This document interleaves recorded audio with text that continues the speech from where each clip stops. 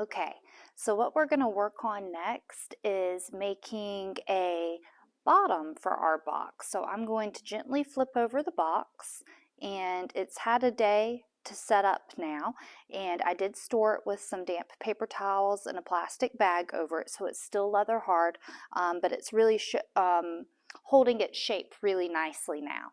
I'm going to set it to the side for the moment. And I have a skinny slab of clay that I've already rolled. And when I was rolling the slab of clay, I didn't do the best job with wedging. And so I have a few air bubbles here. If you ever have an air bubble, it's not that big of a deal. You can just take a pointy needle tool or a sharp tool and poke a hole in it. So I'm poking a hole wherever I see an air bubble, and then I'm going to take my rubber rib tool and then just work on prepping the surface of the clay.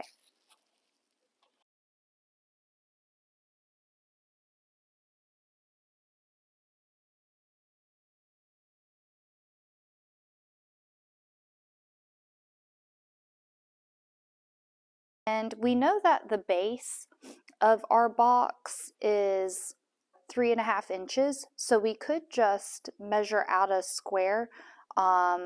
Actually, the base of our box is 3 inches and the opening is 3.5.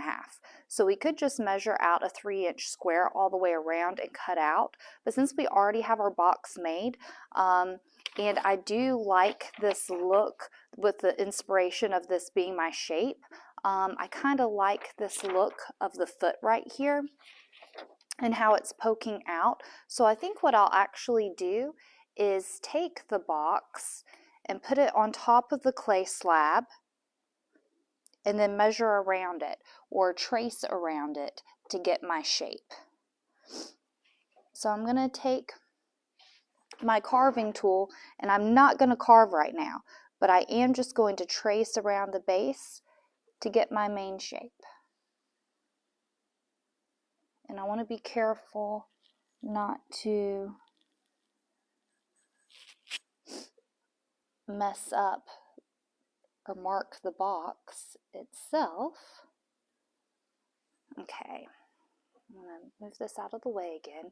And now we have the rough shape of the box. And what I think I'm going to do is, because I really want to make sure that I carve these lines nice and straight, so I'm actually going to get a ruler to use as a straight edge.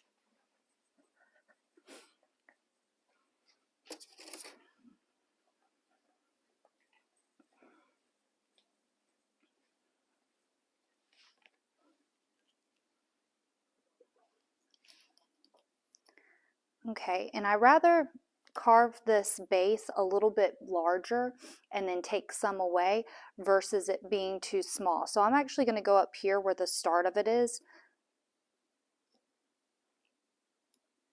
and cut above it.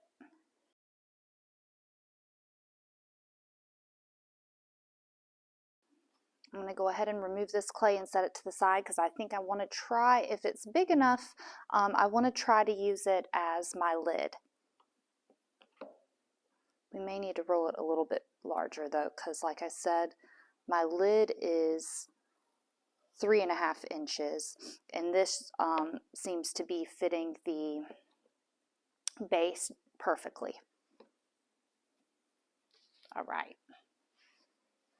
Okay, so now that I have my base cut, I know that I want this to be the inside of my box.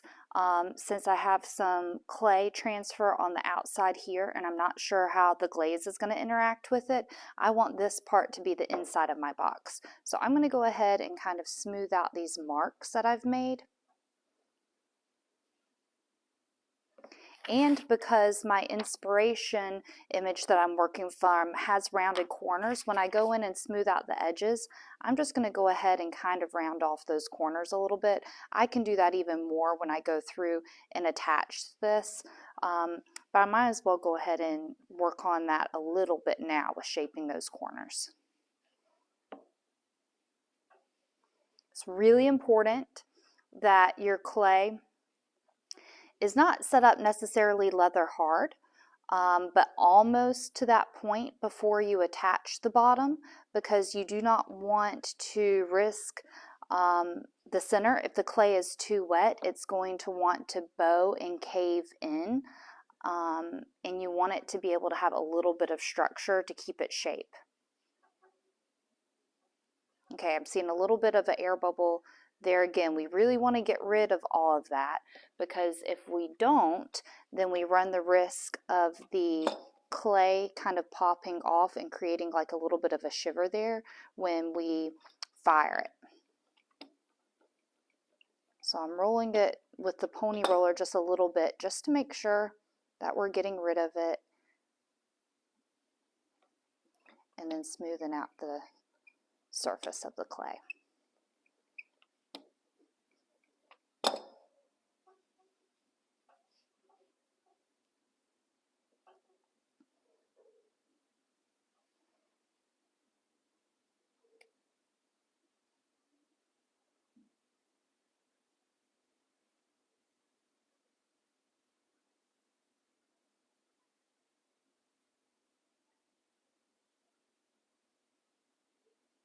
It's created a little bit of a crack there, so we just want to gently buff it out.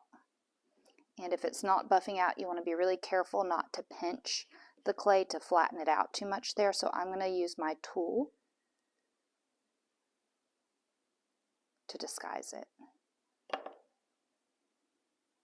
Then we got rid of it. Perfect. Okay, I'm going to flip over this side and smooth these edges.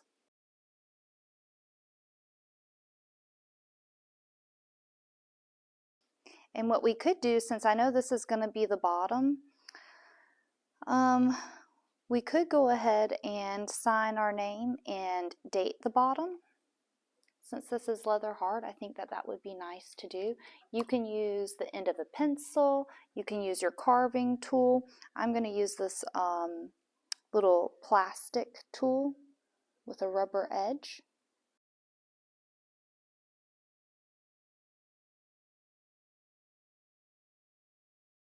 And whenever I do the date, you might want to do the whole date. I always just like putting the year in, because like I say in class, I'm always stunned when I go back and look at my artwork and it's been like 10 years, and then I can remember that time of when I made this. So now what I'm going to do is I'm going to move this over here, and we want to flip this upside down so we'll have access to the bottom. And now, just like a broken record, we want to slip and score. And I'm just going to kind of place this on here to make sure that I like the placement and kind of figure out if I want to flip the shape or not,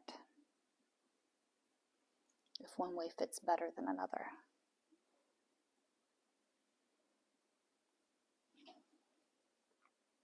Okay, I actually think I really like that.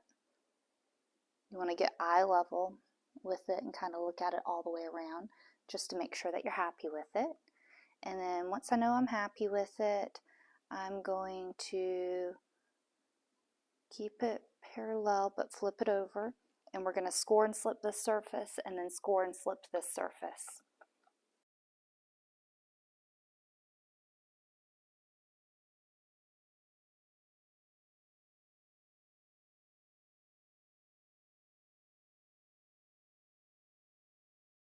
Okay, so I have the base scored and slipped really well now. So now I want to do the same thing with the base right here. And I'm not going to go, well, I guess I could go to the edge. I want to be careful not to like let the sides over here on the edges get scored, because I already smoothed them out really nice. And I don't want to go too far in either, or else I'm going to have these marks on the base that show through, and we don't want the scoring to show through. We just want it to connect to the lip right here. So you might need to be a little bit more controlled. That doesn't mean that you don't want to score really well. You just want to be a little bit more controlled with where you're placing your marks.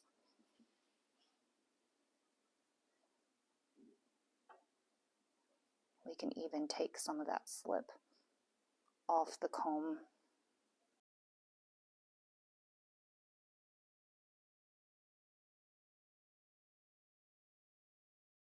Then I did an impressing technique on the outside of the box to decorate the outside, and I really wanted to do like an impress a word, like a scripture right here in the center.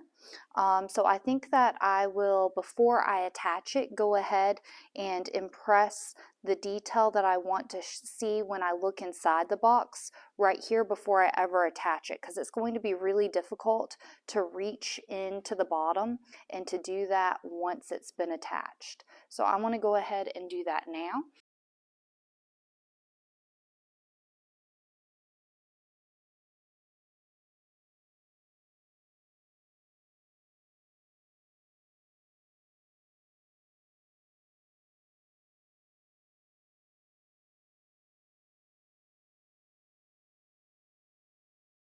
Alright, so now that I have my stamp and decoration on the inside of my box, I'm going to go ahead and flip it over. And I want to work on centering it.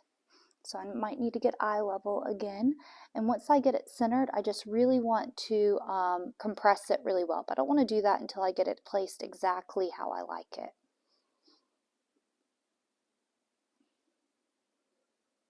So now's the time to get everything straight and perfect. Okay, so I think, let's see, push this over just a little bit more. I think I like that, and that looks really nice. So now I'm going to work on very gently. You don't want to, even though this is set up leather hard, you still want to be careful with not pressing this down too hard. So you want to smush it in, but you want to be really careful to not apply too much pressure in the center right here, or it can cave in. It's looking really nice. What I'm going to do now is pick it up, gentle again, and then I'm just going to look in and make sure.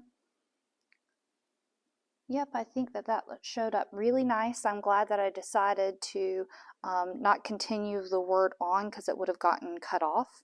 I'm going to tap it on the bottom. And then now, if you can see the seam of where it's attaching, there's a little bit of slip and scoring that need to be smoothed in. So now I'm going to go around all the edges and smooth in that detail. And you can use a popsicle stick for this. You can use one of these tools. Whatever your favorite tool is for smoothing will work just fine. And when I say smoothing, I'm going in with it and really going in through that crease to help fuse the pieces together, because we don't want that bottom popping off. Remember, it's super important that the consistency of your clay is staying the same dry rate with what it is that you're attaching to.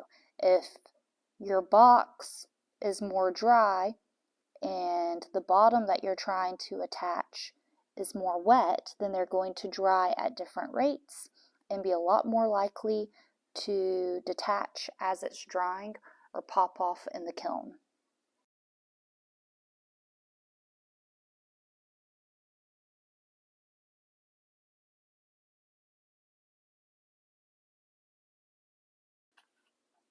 We want to take care of the surface of the clay and work on perfecting the craftsmanship before it's ever fired. Once it's fired, what the surface of the clay looks like is what it looks like. And sometimes you're able to disguise imperfections with glaze, but you definitely don't want to rely on that. A lot of times glaze, like how I've done the impressing here, and how you can see a design here, sometimes the glaze actually amplifies texture within the surface, so you definitely don't want to rely on the glaze to cover any imperfections. We want to work on that part now.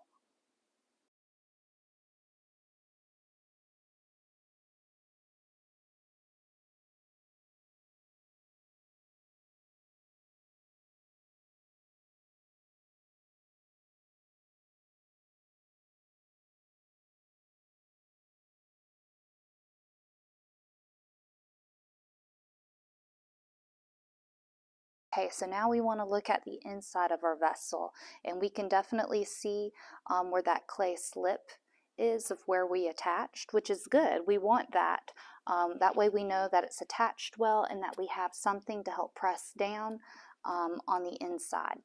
I do want to be really careful though, because the lettering is really close to the edges, so I want to be careful to not get too much clay slip or press those down too much to get rid of that texture. So I'm using a tool to reach in, and this is one reason why I wanted to make the opening a little bit larger than the bottom. Not only was it because I'm focused on getting this specific shape, but I really wanted to make sure that the opening was wide enough to where I could reach my hand in and clean up the craftsmanship a bit more. And the opening is definitely wide enough here that I could reach in and smooth out with my fingers if I didn't have the long nails. But if I were to try to do that, I'm afraid I would end up scratching the clay, so I'm just going to utilize my clay tools to help me fill in those gaps.